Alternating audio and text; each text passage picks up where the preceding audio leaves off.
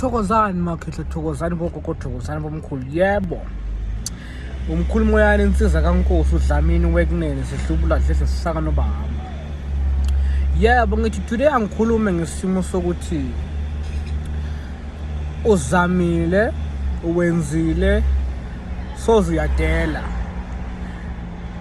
That simply means that ukuthi ke abantu abadala bona qobo lwabo basuka banesichitho and isichitho sakhona sihamba sa escalator now and then. You're at the peak of losing your job. You're at the peak ukuthi ke umuzi wakho owakhayo umshado wakho owakhayo uyaphela kuyaliwa kumnyama thu zame uthi uyaphalaza zame uthi wenzani akuhlangana.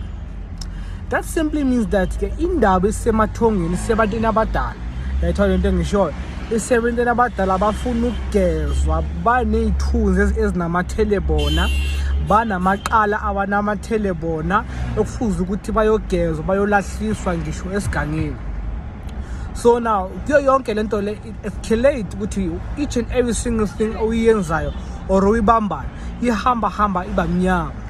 That simply means ukuthi nanomuthi yaphahlele ubumnyameni ngoba abakuzwa, they are in a dark bona self. So na ukuthi kuyafuneka ukuthi ke manje uthole ingezadlozi isebenza ngesimo sokuthi isebenza ngisho ngekukhu yempanga uyahamba ke manje uyogezwa esigangeni ugezela amadlozi wakini ekhabo mama nekhabo baba nekhabo khokho njalo njalo ubagezele bonke impela nje amadlozi ahambe abaqabene abachithikele izisu abahambe ngendlela engaziyo uyabageza ukuze into zakho uthi mawuthi yathinta zithinteke. So now kuyafuneka ukuthi umuntu ke manje ayithole induku enjalo ukuze izinto zihamba zivuleke ithinte amadlozi straight ngoba ngesikhathi sihamba siyageza kuhamba kugcine ukuthi ugeza wena self kodwa kuhamba kushiyeke laba abantu abadala abangagezwanga abahambe ngendlela engaziwa. So it's very important for umuntu ukuthi ageze amadlozi